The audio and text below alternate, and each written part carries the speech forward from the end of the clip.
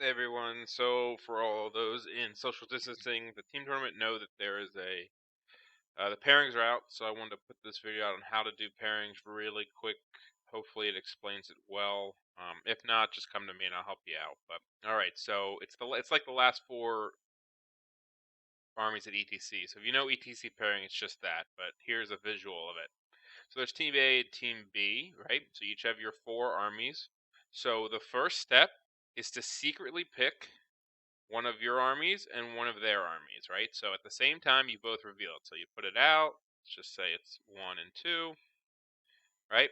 And you do this in secret. And this is why some people want the mediator to basically, you tell the mediator, hey, I'm going to put up army A. The other team says, I'm going to put up army 1. And the mediator says, all right, A is up, 1 is up. All right. So now these two armies are revealed and they're put up. So what happens is this Team A looks at, the enemy army. Team B looks at the enemy army and says, I'm going to pick two of my armies to put up against this one, right? So put them face down or blind, however you do it, and put it this face down, blind, however you do it. So, I want B and C to play 1. I want 2 and 3 to play A, right?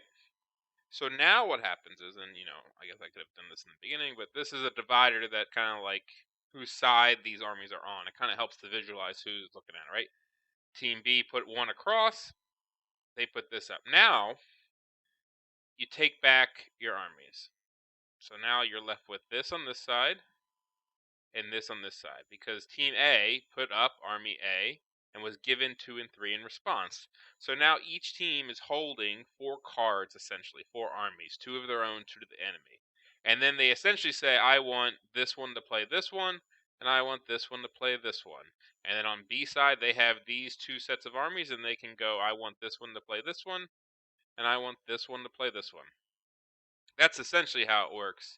And then, here's the 4 pairings. These two, these two, these two, these two.